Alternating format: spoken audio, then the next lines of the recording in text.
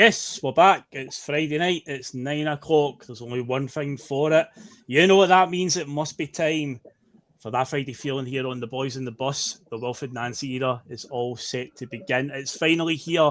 The worst kept secret in football for the last month. Is he going to be the new manager? We all thought it. A month ago it was linked, and it dragged, and we were getting the sinking feeling that we get with Celtic, a lot of deja vu. It's like we've read this chapter before. It's all going to go wrong, but no.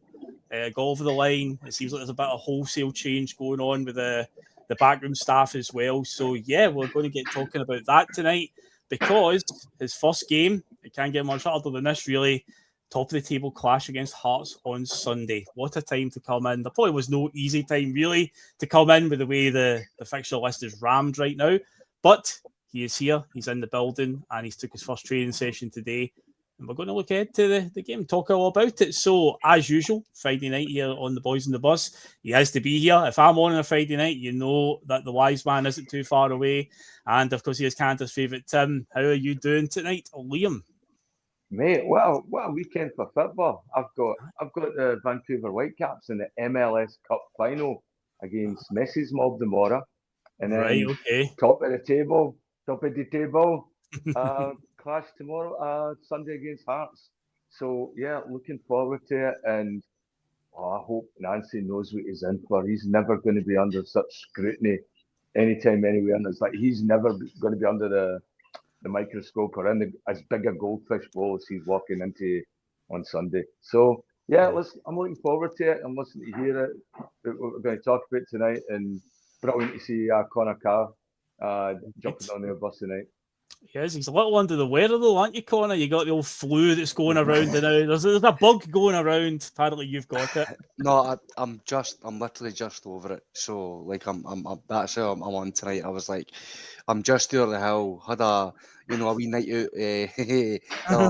That sorted me right out. So, I'm back to tip-top shape. Obviously, the last time I was on, I think was kind of just after Martin took over. So since last time I was on, Martin's took over. He's closed the gap. He's got us an away win in Europe, and now won a Manager of the Month award as well. I know. For a couple of weeks, and then Wilfried Nancy's came in the entire time since I've been away. It's kind of been mad. I've not even had an opportunity to get my opinions out on anything, to be honest. But yeah, it's kind of been a whirlwind of a season. Like this season feels like it's kind of been like 2 or 3 seasons put into one, to be totally honest, and we're only about halfway through. It's kind of mad. I know. It genuinely does feel like that. And then you look at the calendar, like, God, it's only just December. But yeah, we've been through the ringer already this season. But as I keep saying on this show, there's never a dull moment with Celtic, it feels like. There really isn't. And yeah, this season is certainly proving it. And I think it's only going to get even crazier over the next few months. I think we're in for some wild times in this new regime. But before we get talking about all that, before we do, all the usual stuff we do all that good stuff, folk helps us out in the channel. Again, help us to keep on growing this channel, grow this community. Helps out with the old algorithms, as I always say. A old like goes a long way on YouTube. More interactions, gets more recommendations from YouTube. They'll push the channel more in people's recommended boxes. If they like Celtic content, if they like podcasts, then they're more likely to see us. So obviously helps that massively. You can hit the subscribe button. Again, if you only discovered us recently and want to keep us in your life a wee bit longer, then by all means, subscribe button is your best friend in that case, and the bell notification as well to be reminded when we're on the road. Let's have a wee gander and see who is in the chat tonight. Let's see. Jim C is here. Jim Dolan, 420 somewhere. 66 Kev1 is here. Smell of the Glove is here. Teresa Lyle. Graham Tyrrell is here. We've had the Greg Taylor Clarkson, the Brendan Bell. We'll need to get something else as well. Because now we've got with Brendan being gone, Wilfried Nancy. We need to think of something new, a new thing, a new gimmick really to follow on from the Clarkson and the Bell. The Wilfried Warhorn. The Wilfried Warhorn. Well, we'll see if that comes to fruition. Let's see. Chris N's here. We also not shouted out. Ali is here. Ian is here as well. Patrick McLaughlin's also in. And I think William O'Toole as well. So I think I've shouted at everybody that's left a comment so far. But get involved in our comments throughout the night. Let us know what you're thinking ahead of Wilfried Nancy's debut on Sunday. And what else can you do? Oh yeah, you can become a Boys on the Bus member if you so wish for $1.99 a month. Again, just keeps the old the wheels spinning here on the keeps it all ticking over nicely. And again, none of our contests are going to be behind the paywall and things like that. And if you like audio, then by all means, the SoundCloud web link is in the description below if you want to catch up via audio. If you don't have time to sit and watch us live on a Friday night or after the post match and you like to catch up, whether you're out exercising, walking the dog, whatever you're doing, you've got the earphones in, then you can get all the audio files via SoundCloud in the link below. And yes, with all that said and done, let's get talking. Let's get into this Friday feeling and look ahead to what's to come this weekend as best that we can, because it was, as I said at the top of the show, Liam, the worst kept secret probably in football with Celtic about Wilfried Nancy. His name obviously emerged about a month ago. Initially it was that sort of, he was a bit of a distant name. He was there on the bookie list, but he was kind of way down the pecking order. But of course, as time went on, we've got more and more stories came out, and then it started to drag a wee bit. And as I said, there was a wee bit of PTSD kicking in with things we've seen in the past, like Eddie Howe and whatnot. But it's finally over the line. It was obviously announced on Wednesday night before the Dundee game, like literally before kickoff. Obviously, you had a wee say on it there. So, how are you feeling now? A few days later, are you excited, intrigued, a little bit worried, a bit of everything, really, Liam? Yeah, a bit of everything. That's the problem when you do something over this length of time, is you sort of fall away from the passionate part, and you've had a chance to scrutinise and look and and see what he is. And also, it's a wee bit of a hangover because Martin did so well. Mm-hmm. And I think that's what it's got. It's like, this is a band. This is like a band coming on stage after just following Oasis or Primal Screaming or Heyday or something, and the crowd up. So and then you're coming on, and all right, now you. So yeah, let's see what he's done. He's got some big shoes to fall in, and I think Martin O'Neill has made it. He's put him in a brilliant position, but he's also got to hit the ground running right now as well. He's been handed momentum, and we'll see everything about him on Sunday. And as you say, everything I've known, I've just picked up the interviews that he said. Not really seen anything that's jumped to it either way to form an opinion. The other thing is, I saw him in the training footage as well, and he seems to be like really getting involved. He was actually in there with the players the way Andy used to be. So I thought that was interesting. No Brendan Pocket, Brendan Hans in the pockets, just talking to guys and walking about, he seemed to be right involved, and he has to hit the ground running.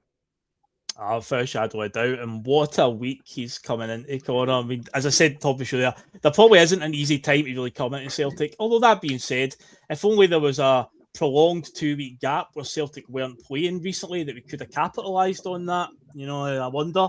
But anyway, obviously missed international break. We missed that window to bring him in there. But he comes in a week where his first 3 games will be obviously Hearts top of the table clash, then a European game against Roma, the biggest and hardest team will play. Thankfully, Martin O'Neill was still in with a shout there, but it's going to be a big one on Thursday night. And then small matter of cup final next week. But at the end of the day, Conor, that's what we're all about. We're Celtic. We are a big team. It's all about big games. So I think he should thrive on that. If anything, he should be jumping at the bit to get into this, Conor. I mean, he's kind of got to hit the ground running, kind of like Usain Bolt being fired at a human cannon. Like, he's got to absolutely just, hit it and just absolutely go for broke, because this is, I'm not going to say potentially make or break, because obviously as we've seen over the last couple of weeks with the good work that Martin O'Neill done. If I say good work, I feel like that's not going to give it the praise that it deserves. I mean, the excellent work that Martin O'Neill's done over the last couple of weeks, all he's done is came in and just cement his legend status even further in the eyes of all of us, in my opinion. So, and obviously Hearts have kind of, started to crumble a bit. I did predict that they would. Because I did say kind of from the very start, even with everything, that's been going on with how piss poor we've been for a lot of the season, that Hearts are a bang average side. And as soon as they get injuries, as soon as they get 1 or 2 results not going against them, the pressure will start to mount, and we'll see how they deal with it. But obviously, now that Nancy's coming in, he's going to have his own, pressure cooker environment to go with. It's kind of out the frying pan into the fire almost, because obviously the MLS is a goldfish bowl with how small the league is. Like let's be honest, like nobody knew who the fucking Inter Miami were before Messi signed for them, who LA Galaxy were before David Beckham went to them. Like, these teams have no history. I know that Liam's partial a wee bit to MLS and all that, but it's a nothing league, and I'm not trying to be pedantic about that. I'm not trying to be offensive. It is a nothing league, and like the Japanese league, things like Branch came in, are of a much higher quality than teams in the MLS. Now, teams in the MLS are more than likely scud. Majority of the teams in Scotland, but if it was Celtic or Rangers, they would probably squish it every single season. Like, let's not make any bones about it. It's a massive, massive jump, and to go from a team like Columbus Crew, where he kind of did similar to what Knutson did when he went to Bodo Glimt. He kind of came in at this club who were kind of just like a middling, kind of nothing, didn't really do much, and he took them up a good few levels for the very small amount of research that I've done. Is that he's kind of came in, to that club and kind of turned them around to the point where they got record, goal tallies, record points for them. They got to their equivalent of the Champions League, like final. He won them cups and all the rest of it. Stuff like that. So, I mean, he's definitely a guy who knows what he's doing. I mean, obviously, he took over when Thierry Henry kind of failed at was it Montreal? Montreal. So he's clearly a better coach than Thierry Henry, ever was. I mean, all these ex-players kind of just go by name alone. As we've seen with guys like Steven Gerrard, they kind of go by name alone and not very good managerial qualities. But I'm seeing good things, and I'm seeing things that I've kind of made me worried. I'd imagine you'll kind of speak about the press conference soon. And there was a couple of things where I'm like, oh, that impresses me. And a couple of things where I'm like, right, alarm bells are kind of ringing for me. But for now, it's because we're in just such a quagmire of what's going on. I feel like there's only so much we can say about it, because we have to actually just kind of see with our own eyes what this guy's got about him or what he maybe doesn't. So obviously Sunday is going to be, the litmus test, I think, for him. Aye, definitely. I think it's natural for us all to have that wee bit of trepidation, because again, a lot of us don't know enough about him and whatnot. But a few years ago, obviously, with what happened to Ange, I think a lot of us have learned from that one. I mean, many fans were quite quick to be like, who's this guy, and write it off, and very underwhelmed by it. I myself, 4 years ago, I wasn't raging about the appointment of Andrew at the time, but I was in the underwhelmed camp just because, again, didn't know enough about him. But after what happened and what came next, it's like, well, do you know what? When it comes to Wilfried Nancy, I'm not going to, be downbeat about it. Would it have been my first choice? No, but at the end of the day, Celtic, the sort of the position we're in right now in the Scottish Premiership, this is where we are in the food chain, and all these top managers and whatnot. Remember in 2019 when Neil Lennon was interim manager running at the end of the season, and names like Rafa Benitez were flying about. We're not seeing names of that ilk getting linked anymore. So this is the waters we swim in now. So again, we Wilfried Nancy. I said it at the very, very start when Brendan Rodgers left and it was Maloney and Neil coming into the dugout. I says, I want Celtic to prove me wrong in this. I don't want to be right, and that it will be those two at the end of the season with Maloney being pushed into the hot seat in the summer. I want Celtic to go and do something adventurous and something out there, and they did it. And I'm more than happy to give it a chance. And say I can't have it both ways. I can't say I didn't want Maloney and Neil, and then they do go and actually appoint somebody different, go out there and a little bit left field, and then just be like, I didn't want that neither. So I've got an open mind about it. But one of the things, Liam, obviously, that Connor's talked about the MLS here, the differences is, and I think I've highlighted this before, is the dynamic of the MLS. He's now coming into a league where he's going to have teams playing 10 men behind the ball. And in the MLS, there's no relegation. You can finish as low as, I think, 8th in your conference, and it'll get you through to the playoff round, which then leads to the MLS Cup final, which is the official league champions for the season. We have seen in things that he said regarding results, a few similarities, Liam, to Ange, in the sense that, remember the the journalist that was doing the rounds 4 years ago that said things like Ange would rather draw 4 each than win 1-0, to which many of us were all a bit like, that's not an option here at Celtic. But I've heard, Wilfried Nancy, some of the quotes he said that have came up about not exactly that wording, but similar ilk, where a defeat wasn't really a bad thing, because again, with the dynamic of the MLS, you can finish 6 and go on to the playoff round and still go on and win the title. But up here, second is nothing. A draw is a disaster, as Hugh Keevan said before. And there's going to be teams who are fighting for their lives. We saw on Wednesday night how stodgy Dundee were. They were just 10 men behind the ball. He doesn't go up against that too much. But again, I suppose it's quite naive to think, how's he going to cope with that? He's surely going to be more than aware, because keep in mind, he is also coming, even though he's been working in the USA, he is French. He's from a country that's a massive football nation. He'll know all about the dynamics of that. So there is some intrigue there, but there's a few things to get a little bit, just again, it's the whole unknown. I think's got a few of us a wee bit worried. I don't know if worry's even the right word, but you know what I mean, Liam. There's a few things there, just like, we'll see how that pans out. Well, we keep saying he's going to be just like Ange, and remember, Ange had a World Cup behind him, and Ange had played on a couple of different continents. So he's only coming from the MLS. So that means he's got no other experience. And as you said, that desire to win, that need to win every single game doesn't exist. So he's going to have to readjust his focus really, really quick. And if he doesn't, well, I liked when Ange said, we said, we're going to lose 5-4, win 5-4. All right. So I think if he plays dynamic, attacking football, and most importantly, he's coming into a fan base that's so much different than Columbus. This isn't guys going out with their kids for Father's Day for a game and, they're excited about the hot dogs and stuff. I've been to plenty of MLS games around, and, it's kickball. There's a lot of people that don't go that just have no clue what's going on. They're there for the halftime entertainment. They're there for the spectacle of just being in a big stadium and, and seeing some football. Half the time they're explaining it to each other as they're watching. So he's coming into a crowd that's probably one of the most knowledgeable and vociferous football supports in the world. As Martin O'Neill said, don't forget, Celtic supporters are the best in the world. Now, I was hoping when Martin did that, he would have pointed towards the board and directed that at them, because I think I don't think we needed to be reminded as fans. We all know that.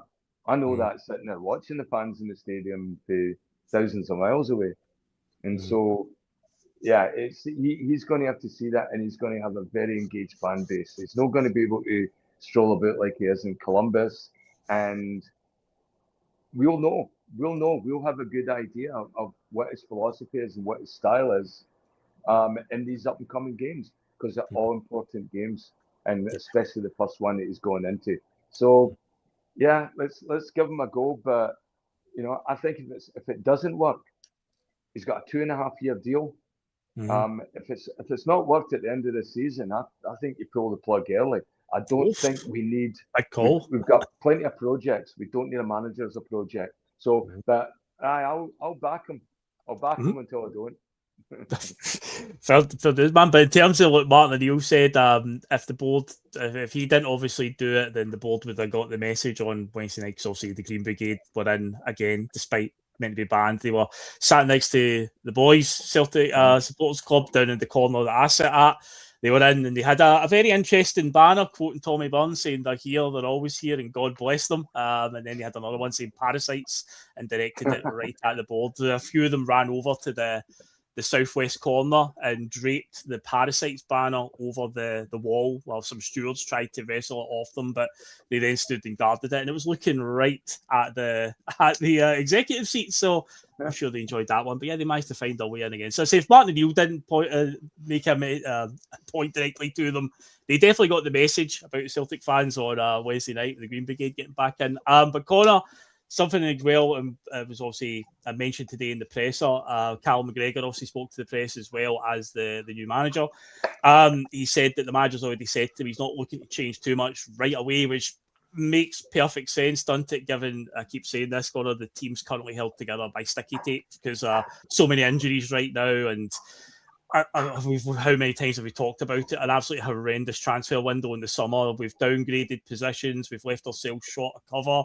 So yeah, the team is literally flying by the seat of its pants for game to game. So I was quite encouraged to hear that. I think it's a very common sense approach. I think, you know, Wilfried Nancy, he's obviously got his own ideas.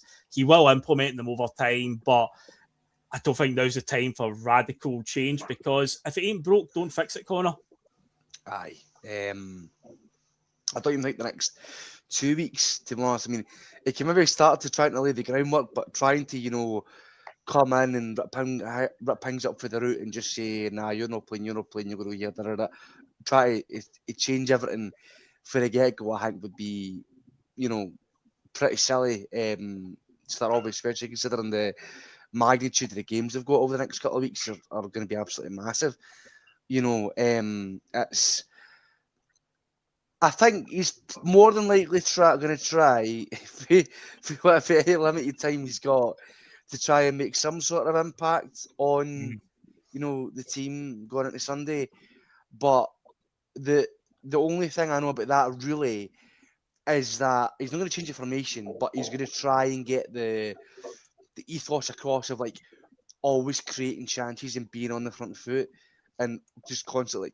I think not the exact same, but similar to Ange. He likes a very high pressing game.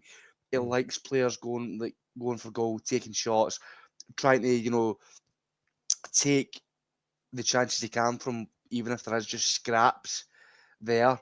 So realistically, I'm hoping that he's going to get that message across, because obviously, like we've seen this season, like, I think this season has probably been the worst in recent memory for teams that are literally just sitting and, you know, camping behind the ball. Like, it's probably the worst I've seen it in a long, long time. And that was how teams, arguably, when Brendan Rodgers was here, were getting, you know, results against us, just sitting, camping in deep, because we're not able to, we weren't at that time able to break down the low block, and they were just, you know, hitting us on the counter attack. And it worked to great effect. You've seen it with teams like Dundee and all the rest of it, and it worked really, really well for them. So hopefully Nancy's coming in, and he's, like, for what the little time he's got, he's going to get some of his ethos across, to kind of, you know, going back to the kind of answer, like the never stop kind of thing. Obviously, he said in his interviews he likes playing an attractive brand of football. He likes playing, you know, on the front foot, creating chances. I mean, it is all, you know, well and good saying that when you're against teams where, like you're saying in MLS, like the teams can just, like, go at each other and leave space at the back. Well, we'll see how he performs against when it's like you know, a St Mirren or a Dundee or a fucking Hibs or something like that, just sitting and camper it in for like 90 plus minutes. We'll have to obviously just see how he does. But I mean, I'm not like sitting here like buzzing about the fact that he's you know, the manager and that, but I'm gonna back him, you know, with everything I've got for now. And I mean, the thing is, see if it does work out, which I do think it has the potential to work out, because he's, you know, he's saying all the right things, and he has the kind of right ethos. He spoke about, you know, the pedigree of Celtic and the history, and, you know, the soul of the club and stuff like that. He's ticking all the right boxes for me in terms of the things that he's saying. So if he gets out on the football pitch, and, you know, that's obviously just, you know, another tick in the box on him. But if he manages to, you know, let's just say, beat Hearts on Sunday, get the first piece of silverware, maybe get a result against Roma, and just keep, you know, the form ticking over up until Christmas time, this is going to be a massive, like, middle finger to the board again, because they've done the exact same thing they did with Ange, where it's we were in a really weird state of affairs during COVID, or after the COVID season, and we're in a really fucking weird state of affairs now, with the whole people being against the board and protests, and Brendan Rodgers leaving, and having to get a 73-year-old man in to take the job and kind of steady the ship and that. Do you know what I mean? So it's the board are doing the exact same thing they did with Anne, just like they're raking through a car boot sale looking for a diamond. For me, like that's what they're doing. And if they manage to get away with it again, like it should be massively in spite of them. And like, even I think, like, hypothetically, I know I'm going for a mad tangent, but hypothetically, if we were to win a treble this season and we get through to the latter rounds of the Europa League, potentially, right?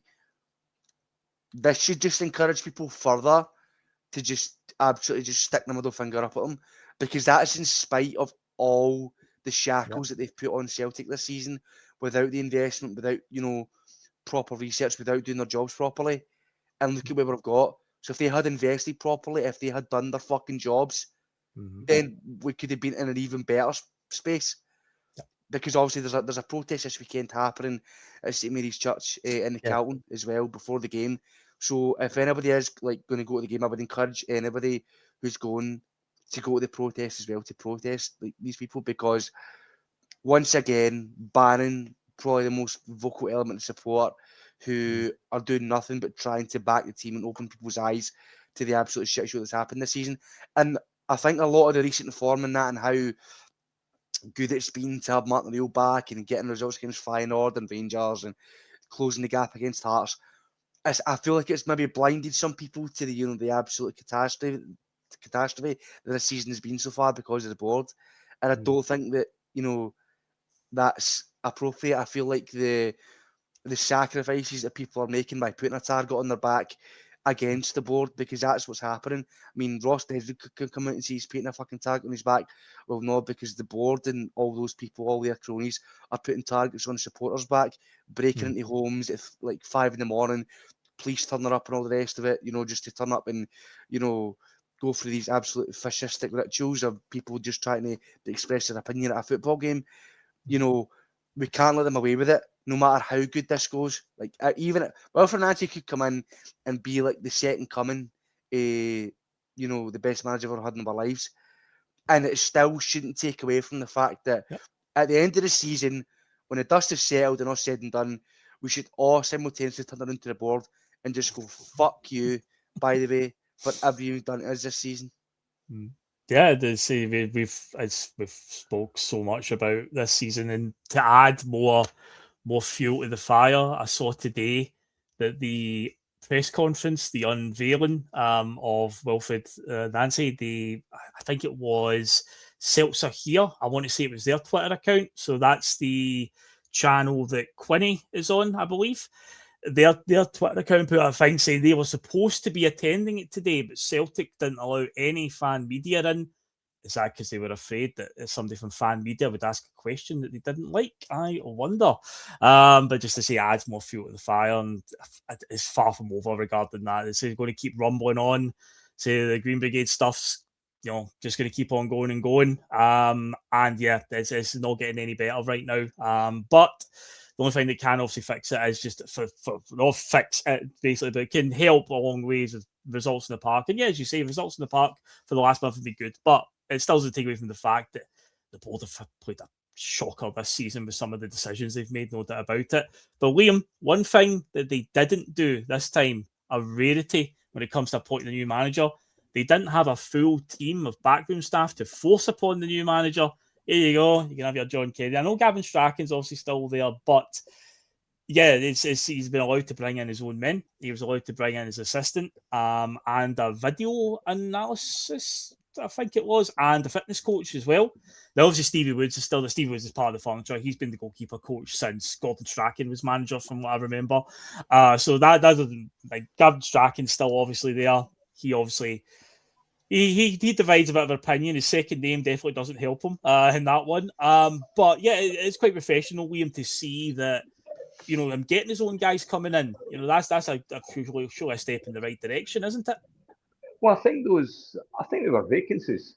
Did Rogers, you know, so he needed a few people left after Rogers left. Yeah, they did actually, to be fair. Aye. So Kennedy was gone, and then he's replacing them with a fitness coach and like a video analytics guy.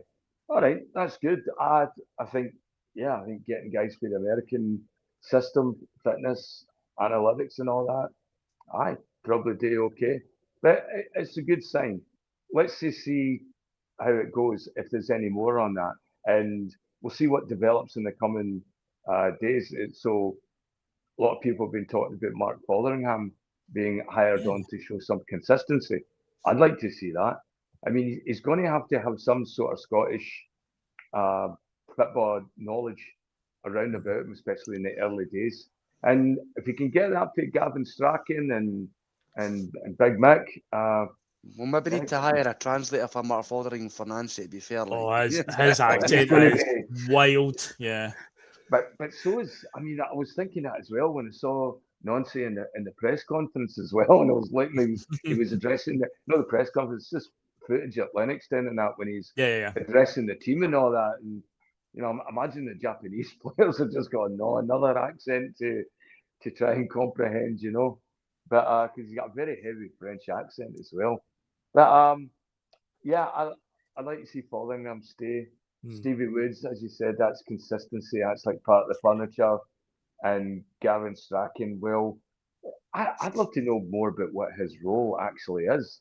I know it's something to do with an iPad, but I do all sorts of different stuff on an iPad. One of these coaches is coming in is when they said he was the video analysis. That's what I thought he was replacing Gavin Strachan. That's what I was like, oh, he was, because I know we joke about Strachan. Maxime Chalet is the video performance guy, and you'd imagine that is like with the iPad and that and the laptop. Every football management team nowadays, so you see any game you watch, if you watch a Premier League game, a Serie A game, whatever, it'll cut to the bench. There'll be one coach that's looking at an iPad of some kind.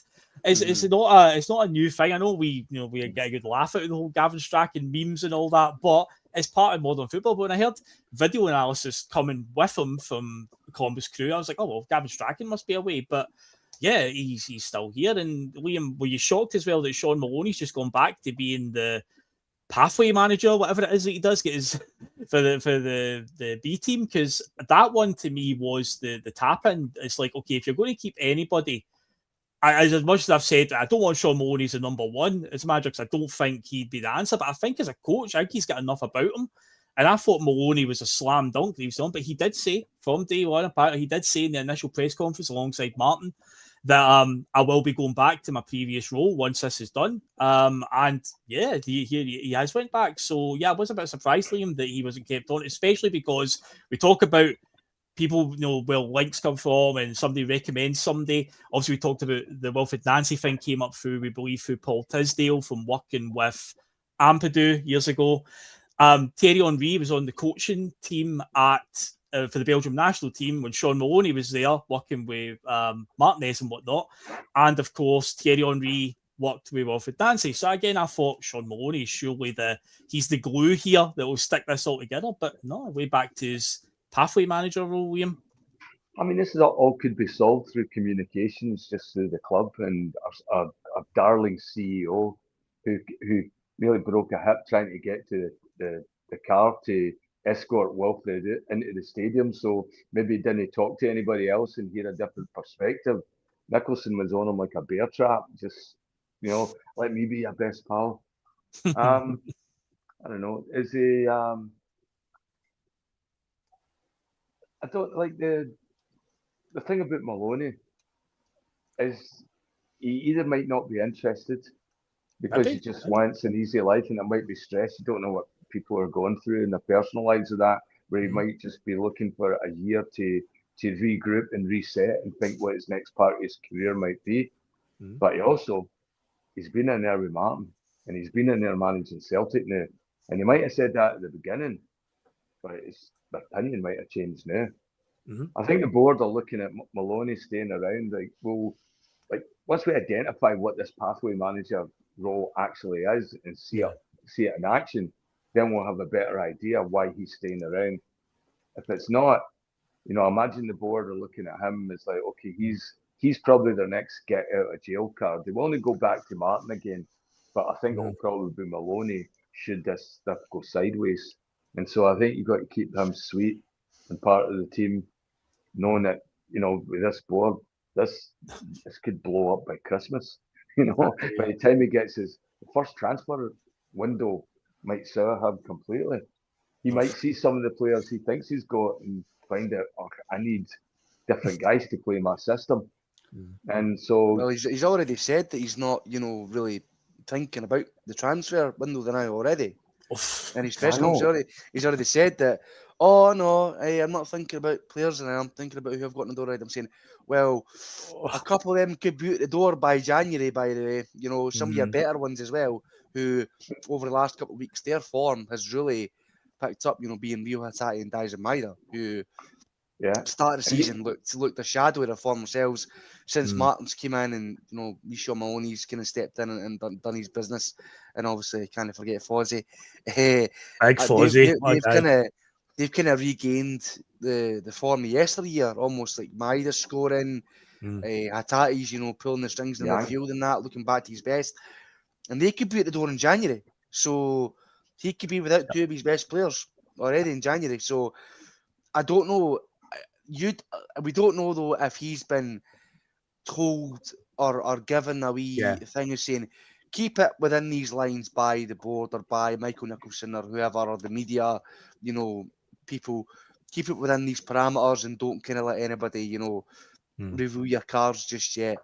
But for me, Conor, like he should be looking already. So Conor, the MLS season finishes tomorrow, so that's a market he knows. That's a market that you know that players are available. So these players can take their 2 weeks off and then roll up in Glasgow in the end of December and do basically what Maeda and Rio did when they first came to the club, and that is hit the ground running.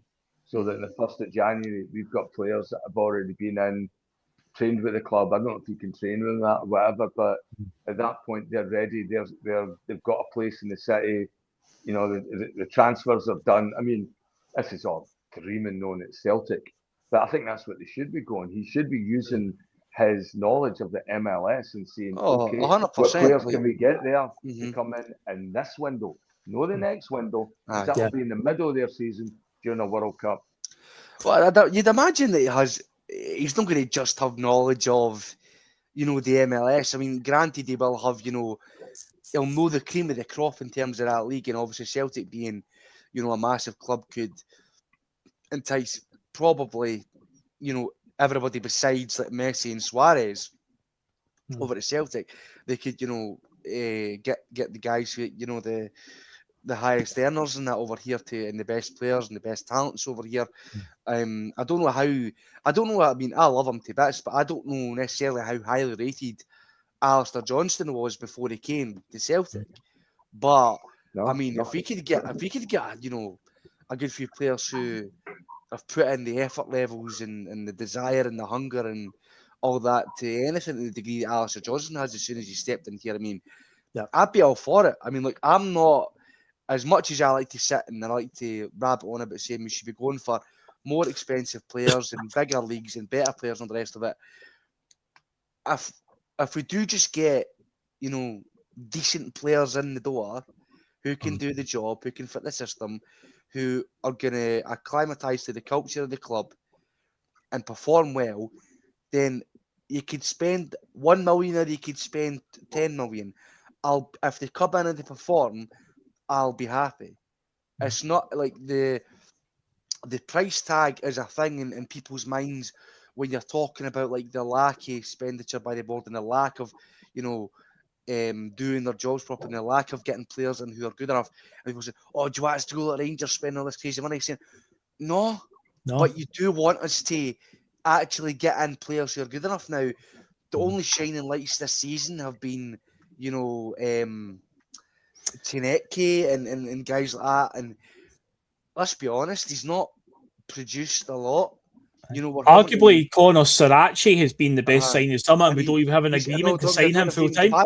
I know. He's just alone. We don't even have an option to buy clause on him, and he's you know had injuries after injuries. He's out for like a good while now again. So you know we're having to go back to the well, and we're like the fucking Yang Gang's getting the dust blown off of it and coming back into, you know, things like that. And, so, you know, like we might not have to be in this position if, like what I'm saying, and I always say it, if the board had done their due diligence and gotten the guys in who could have took us, you know, into the Champions League, and we could have maybe had a healthier gap at the top of the table, you know, rather than being, you know, like neck and neck with Hearts that we are now. You know, like the season could look a lot better than what it is now. But the thing is with me is how hungry this season's went it's almost like a blessing in disguise because it has opened so many people's eyes to just how big a cabal of charlatans that the board really are. And I think that's the only saving grace that this season I'll have. Like, if we win the league and we win a treble and we're okay in Europe, I'll celebrate it, everything else. But like 24 hours later, I'll be back on here. We're right on it again. The board will be in my crosshairs again because, like, it's, you know, I feel like Jesse in Breaking Bad, like, they can't keep getting away with it. Do you know what I mean? Like just like, because they can't just keep getting away with it. As soon as we win things, and people are like, oh, but we won stuff, so you know that's all right. You can't just let them keep getting away with it.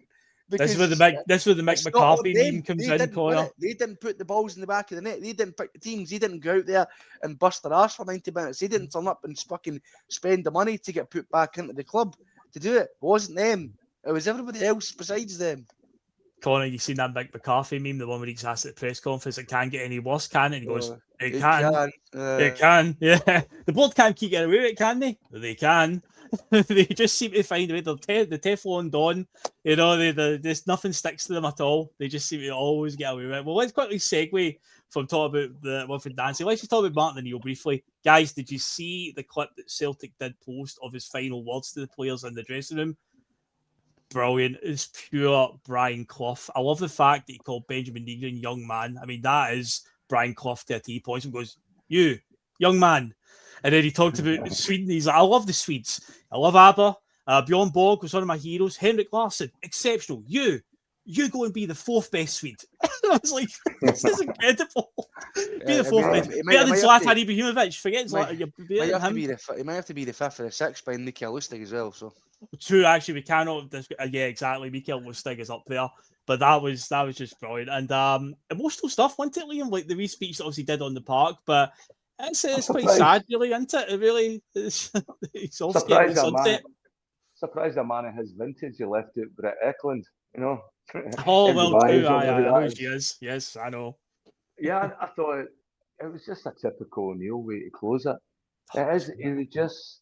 He just comes across that fatherly, grandfatherly, uncle type guy. Sort of the guy that took many people to Celtic games. You know, you get that vibe from him. And I thought it was really interesting. I'm going through the individual players and the hugs and all that. You could see with Jan when he was going to Jan, keep it up. He was doing the same with Arnie's Engels. It's like he was placing the seeds, even though he's leaving. That's still a Celtic supporter.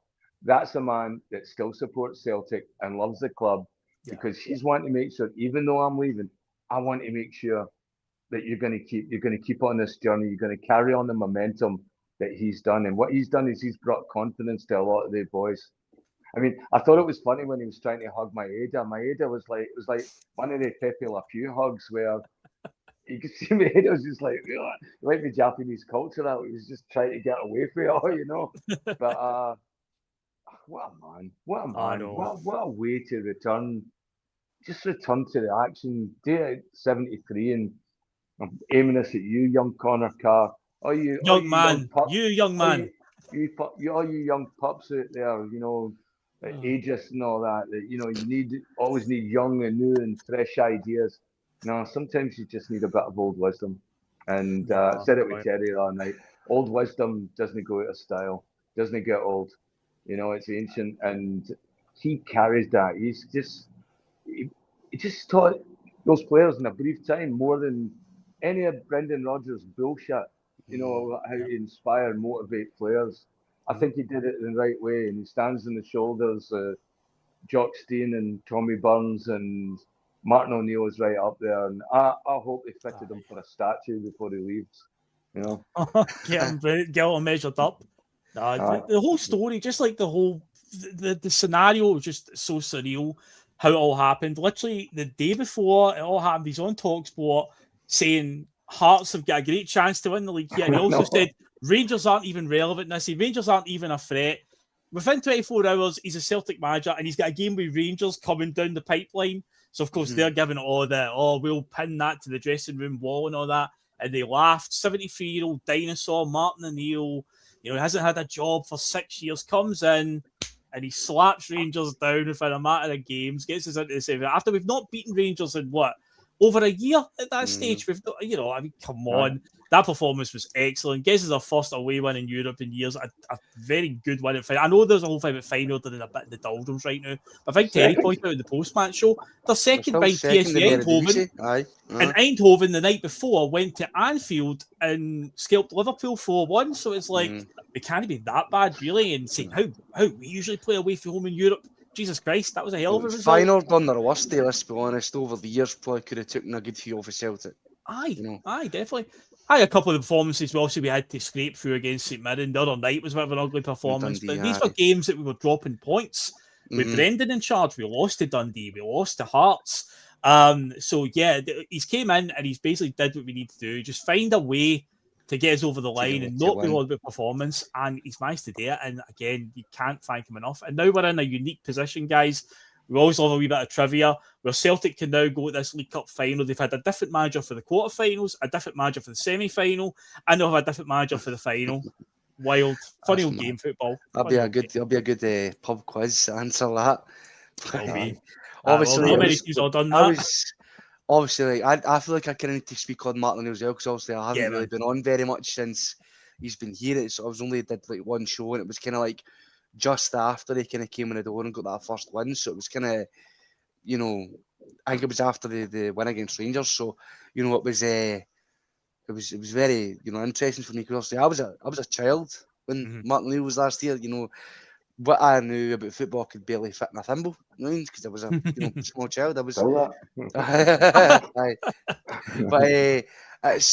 I was mad. Obviously, I was about maybe 8-year-old, something like that, when Martin O'Neill left Celtic. So it's strange, you know. Obviously, I'd heard the stories and I'd seen the clips and the DVDs and I'd watched the old highlights and they're on the TV when I was younger, but obviously you're not really absorbing it all that much, and it's it's kind of like in one ear and out the other. At least it wasn't for me anyway, because obviously, like I said, I didn't get into football until a bit later on in life. But just seeing the guy that like the people said stories about, and the guy who were like he could sit there with like his wee glasses and his wee frame and just sit in the chair in the press conference in the room, and just you could kind of just tell that even at his age he was still sharp as a fucking tack, and every single journalist in that room, you knew as soon as they opened their mouth he had them by the fucking balls about what they would say to him. And like you could kind of just tell, you're saying like, this is a guy coming in, whether he's sitting talking to the media or whether he's sitting in the dugout across the other managers or whoever, he knows 100 times more than any of you are probably ever going to know about football. Yep. And he's going to put it all on display.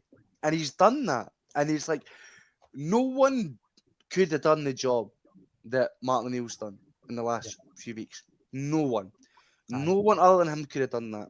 Because you would have had to know someone who knew the club inside and out, who knew the level, the importance that the games of the last few weeks had, and you had to have someone with the football and knowledge and the backbone as well to make the changes, make the decisions, and go ahead and do it and change things up. Because he did do that. We seen the kind of end to the passy remember the back, the fucking triangle of death, as Liam liked to call it, with the horseshoe and shit like that. The horseshoe, the end to that. His first game in charge, we were seeing balls over the top. We were seeing players pressing the life out the opposition back line. We were seeing real effort, seeing tackles and a bit of fire and a bit of feistiness and real bollocks in the team again, which we hadn't seen in a long time under Rodgers.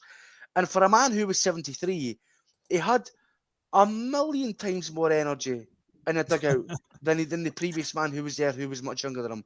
He was jumping about like he was on the fucking moon. His wee jump they did in the Falkirk game. He got the results in that, he was absolutely just going tonto. And you know what? And you could see it. He was at the final game, he was getting told to get back into his technical area all the time by the fourth official and stuff like that.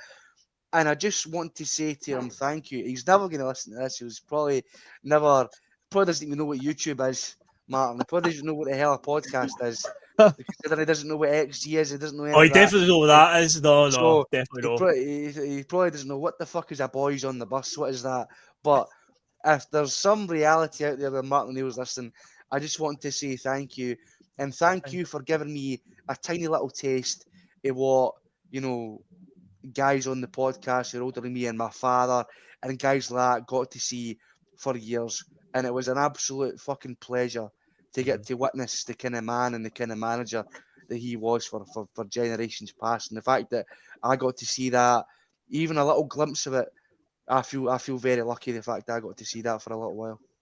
Big time. No, I say it was an incredible 6 weeks. It's so surreal when you actually just look at it all the events that happened. It is just quite crazy that just the way it all transpired. It comes in with match of the month and then disappears off into the sunset. But yeah, he'll be fondly remembered for what he's done this season. I mean, how it's going to end, we don't know at this point. We're quite confident how it's going to go. It's how it's going to transpire. We've definitely got ourselves in a good position. It's all thanks to Martin O'Neill because we were drifting a month and a half ago. I didn't know what was going on at Celtic, but we've got ourselves right back into the fight. Before we talk about the Hearts game then and the top of the table clash, just a wee quick segue. Boys, what did you think of the World Cup draw for Scotland? Isn't it quite incredible? If you believe in omens and a bit of symmetry in football, here's some crazy coincidences for you. So the last time Scotland qualified for the World Cup was obviously the 97-98 season. That season, the league was won by Celtic. We stopped the 10 in a row. Celtic also won the League Cup that season. We're in the League Cup final this season. And Hearts won the Scottish Cup that season. Hearts could do that season. They look a half-decent team. The title race in the 97-98 season was between three teams up until March. Celtic, Rangers and Hearts were in the fight. And right now, the top three is, of course, Celtic, Rangers and Hearts. And when Scotland did go to that World Cup in 97, at the end of the 97-98 season, they had Brazil and Morocco in their group. And today in the draw, Brazil, Morocco and Haiti. And also, I think I'd said earlier on as well, and that Odsonne Edouard is apparently considering playing for Haiti, change his nationality. He is eligible to play for them, and that would be not a fun one. The game that you'd look at Scotland and go, right, that's the one we're expected to win. But when it comes to Scotland, nothing's a banker when it comes to that. But yeah, God, Odsonne Edouard, imagine he pops up and scores the winner if he decides to switch to Haiti. But overall, Liam, you didn't get a draw in Canada. We were trying to will it into existence a couple of weeks ago on the pod. I was hoping they would get the Canadian section so they could maybe have the Tartan Army in Vancouver. But overall, what do you make of Scotland's draw? Can they finally get the monkey off their back and get out of that group? Well, first of all, if they do get out of that group, they very well could be in Vancouver. So okay, right, okay. Good to get. Can they get out of that group? Aye, I think we're due one against Brazil. I've seen us play Brazil a lot of times, and we do draw them a lot. Aye. I still remember. Was it Ray Stewart that that'll copyright you? You were probably might not have been born yet, Phil, but an absolute thunder bastard when we got beat 5-1. We scored one, and it was a brilliant goal, and we just made them angry. And then I think that was in 82 World Cup, Spain. David Nary's toe poke. Aye. Oh, aye. No, I think was it no Ray Stewart that scored? David Nary toe poke. Right. Scotland 1-0 up and we lost 4-1. Absolutely pumped. Zico and that were all playing for Brazil and Falcao. Oh man, come on. What a team. Why am I even questioning you, Phil? I love my World Cup knowledge. I love it. That 82 Brazil team's phenomenal. I mean, I look at somebody that's watched football a long time. I'm saying, well, what did I miss? When did I see this rising of Moroccan football? When did Moroccan football early become on the big stage that that's a team that we should fear? So the only thing I think we're going to have a problem is it being on the East Coast and playing in some of the southern cities. There's a chance that we could play in like extreme temperature as well. And Brazil, Morocco, Haiti, they're not going to have a problem with that. The guys, the first Grant Hanley in 40-degree heat. And I've seen that affect us before when we played in World Cups that are in hot climate countries. Yep. You see that Scotland weather and the heat. So that's one thing to consider. But I think just for the buzz around it and what it's taken us to get there, if Steve Clarke comes out to win these games, we'll have a good chance of winning. If we sit back against the two mugs, Haiti and Morocco, we've gone nowhere. And then Brazil, I think you just go out there and you just play and express yourself and do the best you can. And let's see if we can take them a game. Other people have taken Brazil to draws and games early in the World Cup. So who knows what can happen? They could be all fighting with each other at this point as well. Brazil seem like a very volatile bunch with, just the current roster that they have right now. Yeah. I don't know how well they play as a team, but when their heads go down, they're like Holland. They all just start fighting with each other. And then Moroccan, Haiti, I don't know much about Haiti other than there could be some voodoo at hand. I mean, I've seen them play against Canada in the CONCACAF, and I always think anytime Canada play Haiti, they should probably beat them. So I think we got a very good chance of going through, and I'm trying to get there to the games myself. Got a good tour company I'm working with, trying to see if I can help arrange some accommodations with people. So if anybody is wanting to go, get in touch with me, because there you go. You never know. And also, as far as Canada's draw goes, we've got Switzerland, Qatar, and that here in Vancouver, and we've got a third team coming, and I think it could be. It's for a playoff, isn't it? They're one of the playoff teams. And I'd love it to be Northern Ireland. Okay. When I moved to Canada, even growing up, I knew all Northern Irish people and Belfast people and that. And the first time I ever met anybody from the Republic, I thought I was talking to a unicorn. And the accent was so strange to me. It's like, I'm talking like Terry, But I'd love the people from Northern Ireland to come here. I think that'd be brilliant. It's quite weird how they decided to do the draw now. They began that with the last World Cup, where it was before the playoffs are all decided. So, but luckily for Scotland, we managed to avoid the playoffs, and we know our fate now. So, shall we talk about the Hearts game, guys? Shall we get into looking at this top of the table clash? No, it's not a Celtic Rangers game. It's Celtic against Hearts this Sunday at 3:00. We've been moved there, I believe, for television reasons, because obviously we weren't playing on Thursday night. But I think it was about a month and a bit ago, Sky moved it to the Sunday 3:00. So because it's the top of the table clash. A month ago we were the top two, and they still are. But it's a lot closer, Conor, because Hearts were 9 points, I think, clear after they beat us at Tynecastle, or 8 points, whatever it was. It is thanks to the man we just waxed lyrical about, Conor, Martin O'Neill. We have clawed it back nice and slowly. Hearts have lost to Aberdeen. They've dropped points to Dundee United, to Killie, and they've still got a lot more hard games to come. I think their next game with Hibs is going to be Easter Road, so that's always going to be a tricky one for them, because Hibs will be fired up. Obviously, they've just played at Pittodrie. I know they've got Rangers coming up soon. Are Rangers going to do us a favour? I don't know. That's a weird one. Terry said this weeks ago. Says there's going to come a point in time this season where we're going to actually be wanting Rangers to take points off Hearts. I don't think it'll get far. I think Hearts are going to drop to third eventually. I think that's inevitable. We've got ourselves right back in it, and but again, we're in the great unknown. We don't know what to expect completely on Sunday, but it's exciting though, isn't it, Conor?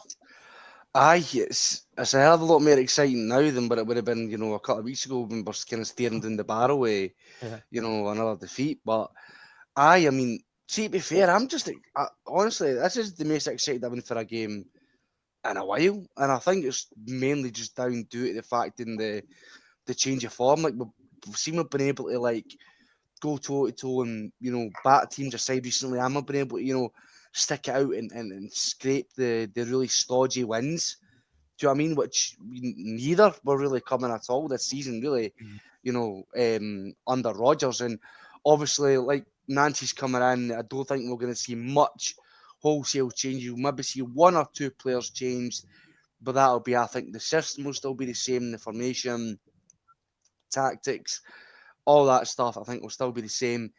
And I think we could be in for a bit of a rare treat, because obviously the fans are going to be well and truly up for it, because, I know Rangers are our main rivals in that, but if there is another team that you have to pin your other, flaggy hatred on, then it is Hearts, because, I don't know if you give this or not, but I feel like sometimes going to Tynecastle and that, it's a lot more toxic than going to Ibrox at times. I don't know. Like, it's just because they're very close to the park. Stadium's so closed in that, and obviously, they're of a Protestantism, orange nature, and they hate us and everything we stand for and all the rest of it. And obviously they like to just shoot the arse of Rangers at every opportunity they get, their fans and all the rest of it. And fake Hearts fan Ewan Cameron, honestly,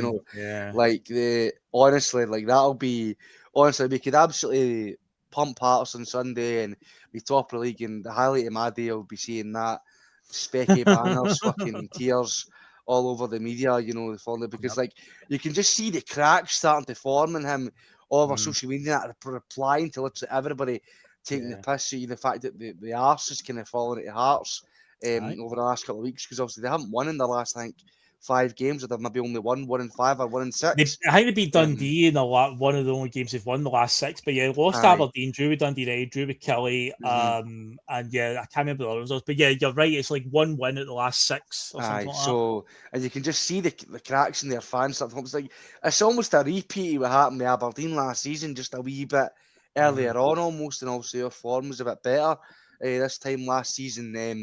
And I said, we never said we were going to win. What are you talking about? We were like, you did. You said that we were absolutely terrible. You said, there's no better time than now to really go for it and split the old firm. And you're like, they're just absolutely just, crawling back into their shells and lying and that. And like, this is where I started getting annoyed about the fact that for all intents and purposes, the Green Brigade aren't going to be there, because this is a game where we need every single person in that stadium who's going to be there to be 100% behind the team, 100% behind the new manager, and 100% giving, every kind of abuse under the sun to the opposition. Do you know what I mean? Like, we need everybody there in full voice and full spirit. And because of the, Tory board, we're not going to have the most vocal element of the support being in there, who like to, start. I'll say this, Conor, don't rule it out. No. They found a way into the last few games. They found a way. There'll be a few conspicuous tricolour balaclavas popping up in some sections. Do you know what I mean? On Sunday, we'll see them kind of coming out the weeds a bit. But it's just, now's the time where we need unity now more than ever. And obviously, I've been going on about them all night because I'm a broken neck at this point. But it's just another wedge that the board are putting in between the support and the club itself. When all we need now is unity, and we're at a very, very key point in the season. Obviously, we've got massive game against Hearts the weekend, Roma, which could, be the telltale if we're going through in the next stage of Europa League or not. And then we've got the cup final against St Mirren next game weekend. So, it's the biggest week potentially in our season, and the board can't just swallow their pride and just say, you're right, we've been fucking arseholes, we'll let you in, and we'll sort all this stuff out, at a later date when things aren't, as up in the air. But, they can't do that. They have to, be the taskmaster and be the, the bullish stepdad, and kind of just step in and try and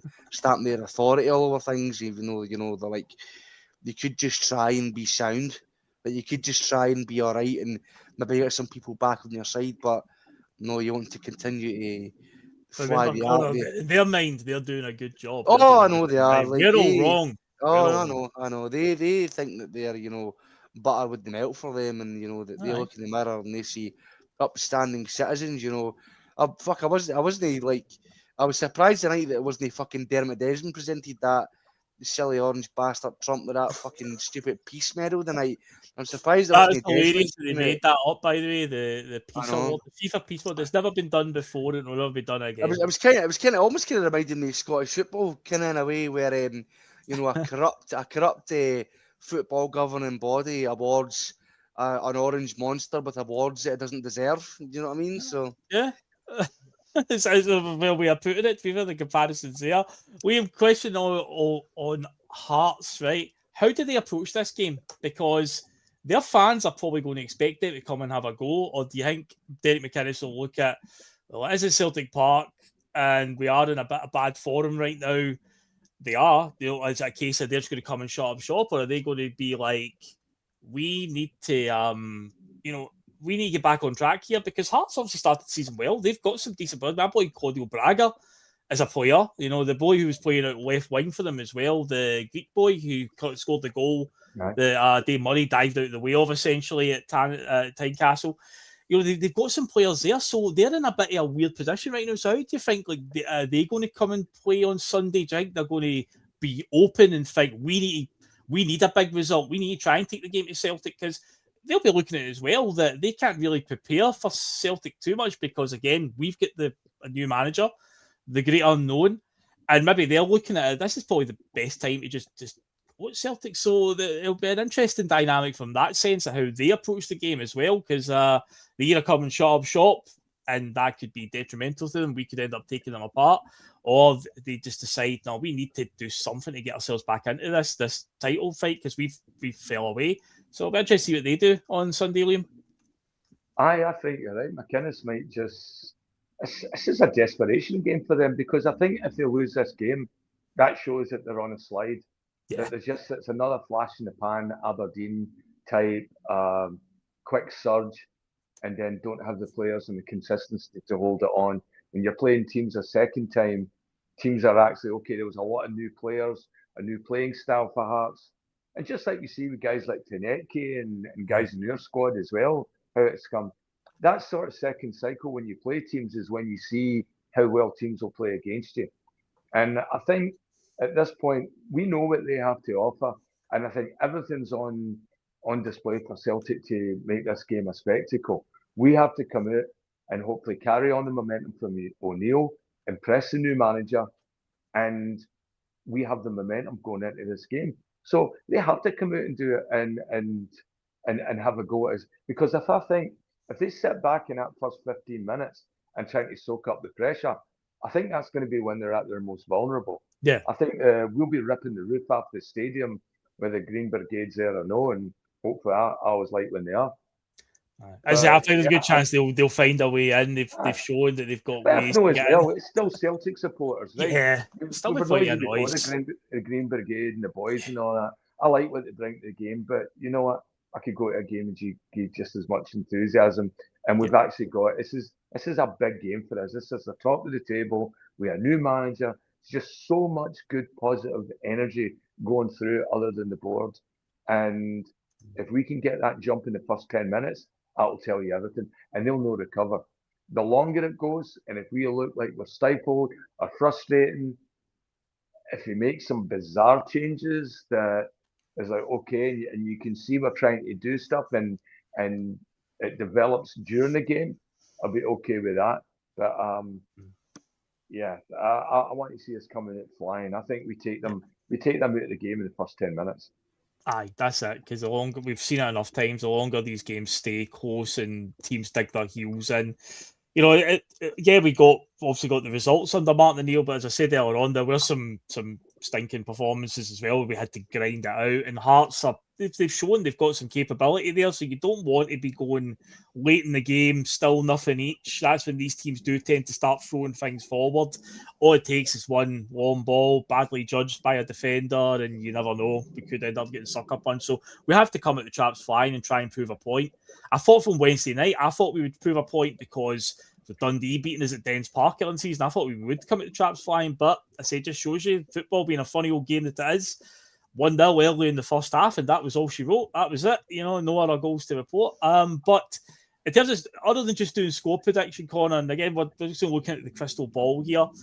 We're told that Wilfried Nancy is good at developing players as well. So who, other than your score prediction, who do you think from the current crop, just predicting it on just a incline, whatever, who do you think will be a guy that will thrive under Wilfried Nancy? Who are you picking to be somebody that will all be sitting here in a year's time going, fucking hell, what a player he's turned into? I think obviously that kind of comes to the fact that in the MLS you've got like a player cap, like a wage cap, like they can't really go over it much, so they have to kind of work within certain financial parameters, which is the fucking Celtic board's ears pricked up as soon as they heard that. They were like, this guy works on a low budget, bring him in, you'll do us just fine, Wilfried. But I think I've already kind of seen it. But I think see the next like 6 months, maybe a year's time, I think Colby Donovan's going to be a star. I don't know. I just see it. I don't know. I just see his name in the headlights and that. The fact that he's still so young, but he's stepped up to the mark in massive games. And he's made mistakes, but he's still young. This is his longest running games he's had in a Celtic shirt ever. Do you know what I mean? And like the fact is, he's came in European games, he's came in big games against, Rangers and that, and he stepped up to the mark, and he's done really, really well. And it just goes to show you that, like, just because somebody's, Scottish and he came through the academy and he happened to be a big Celtic fan, doesn't mean he deserve to get a start. Like, the less I see of that fucking Hardy Anthony Ralston, the better. Because honestly, like, if that guy pulls on a Celtic shirt ever again, I'm done. Because the guy is an absolute bomb scare. You better prepare yourself then, Conor, because I don't think we've seen the last old Tony Ralston. We ain't seen the last of him, mate. I know. We'll just Scotland, Aye, fuck me. If he gets a sniff of that World Cup, I think Clark's done. I mean, Phyllis should already be done. But anyway, and enough of that. I think Kobe Donovan, I think obviously he's very attack-minded as well. I think we've seen it recently under Martin O'Neill, but I think Yang as well could kind of maybe, flower a wee bit under him. I want to see if that Balak we just got anything in him. Like, just anything. Because he's gave us absolutely nothing. He just came in the door. I want to see why we apparently had to go and convince him to come and play for Celtic, and why we spent £5 million on him. I want to see the logic behind it, because, like, now it looks as if, like,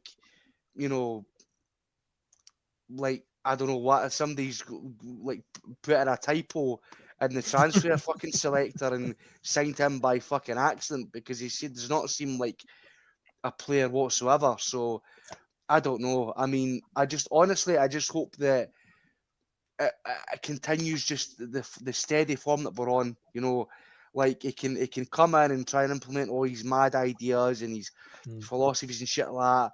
Once, we're maybe 6 points, 7 points clear, and we're maybe won the League Cup, then and only then I want to see him start coming in and start giving it, brother Wilfried stuff. Until that point, I kind of didn't want to, like, hear much from him. I want me to kind of just focus on getting the results of the line by hook or by crook. I'm not really bothered about the implementing philosophies and shit like that. Like, I want it to just kind of stay the way it is. If it ain't broke, don't fix it for now. Yeah. Do you know what I mean? That's all I want to see. You know what I mean? So, but if you can improve players along the way and get a game out of some other ones who have maybe been a bit, under the radar and maybe lost a bit of confidence in that, then fair dues. But then the thing is, if that does happen, how much of that have we got to thank Martin O'Neill for as well? I know. Martin O'Neill began this fee. You know what I mean? Like he's gonna set the ball in motion almost for whatever's gonna happen. And hopefully it's the party keeps going. Same set of players that Brendan Rodgers had and wasn't getting a tune out of. He took them, no transfer window to help him out. A lot of injuries, and he still got a tune out of them and showed that some players, there is some life in there when some were written off. The player that I think is going to come on to a real game, and he began to show it under O'Neill, like Conor said there. I think Austin Trusty is going to become massive for us, because from all the reports you've read about or seen on Wilfried Nancy, he's very high on his centre-backs, pushing forward and carrying the ball and starting the ball. I mean, every manager wants to play it through the back. He's no different. But there is all this talk about centre-backs that can drift out wide and carry the ball and whatnot. I think you've hinted at this, but William, you've said you could see Austin Trusty playing like a more of a midfield type role. He looks like a ball carrier, essentially. He does drift at times with the ball.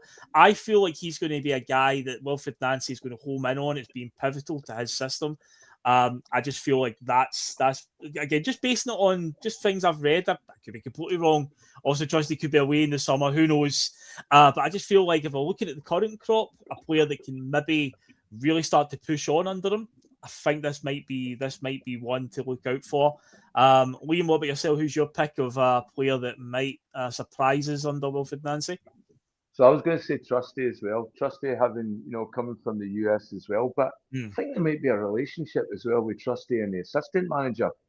Right, okay, from the Ampadu, Right. early Arsenal days. Oh, yeah, of course, because he was an Arsenal youth. Yes, He good was shout. an Arsenal Okay. youth, and their Yeah. assistant manager, the Irish guy, was at Ampadu. Ampadu, yeah. Or Ampadu, if he's Irish, I don't know. They might have a relationship there and might know him as well, and so they could have, you could have that bigger picture of what they seen in him as a young pro that made them want to try and develop him. And I think he could be really good. A player that could be interesting. Luke McCowan's a very MLS style player. Luke McCowan, yeah, okay. He's versatile. I think O'Neill raised his game a wee bit. He's looked better. That could be interesting. And then the other one, providing he doesn't go away, Rio Hatate. If Rio Hatate getting rid of that defensive chores that O'Neill slapped on him. I mean, I really think this team was overcoached. If he lets these players play and express themselves, especially all the ones Ange signed, because Ange was always looking for expressive players. Go out, put your mark in the game, put your imprint on it. And then I think Rodgers shackled them with just too many instructions, far too much stuff to think about. We talked about the overlap and wait until you got, more men than them and this, and just go out and play football, Martin O'Neill way. And I think those are the players that I think would be seeing. I think Trusty, definitely agree. McCowan and Rio Hatate. Good shout. Okay, well, before we go then, just a quick round the table of scope. I'll say 2-0 Celtic on Sunday. I'll say go for that. A goal in each half. 2-0 routine. Ain't broke, don't fix it type mentality. Nothing too out of the ordinary. Just get the points and keep motoring on. Liam, score prediction? I'm going to agree with you on that one. Two goals. I think, one each half. And but it'll be a comfortable 2-0. A comfortable 2-0. And Conor, score prediction for Sunday? Don't put any belts on this, but I'm going to say 4-1. 4-1. Good stuff. Yeah, well, hopefully, I say 3 points is the most important thing. Obviously, it'd be great if you can get off to a real rip-roaring start, but ultimately, with the way we are right now, we just need to be getting results over the line, get up to January, and then hopefully, fingers crossed, I know it's naive to say it with the way this board performed, but you need to get the checkbook out. There's a lot of work needing done on this team. But anyway, we'll cross that bridge, I'm sure, when we come to it. Anyway, we are off-skate, folks. It's been another Friday feeling in the books. That's not hour and 20 minutes we've come up to doing. Every show is like 80 minutes on the Friday feeling, it feels like. But anyway, we've done a bit for the night. Thanks, everybody, for watching. Remember to do all that good stuff. Out. Yes, and go Whitecaps as well for Liam. And if you've got any tickets for the World Cup this year, give Liam a shout as well. So obviously he's looking for that. And guys, thanks for watching. And say do all the good stuff on the way out. And we'll be back on Sunday for the post-match. I believe Terry has a guest coming on from another podcast as well. So look out for that one on Sunday. And we shall catch you later. See you guys. Bye.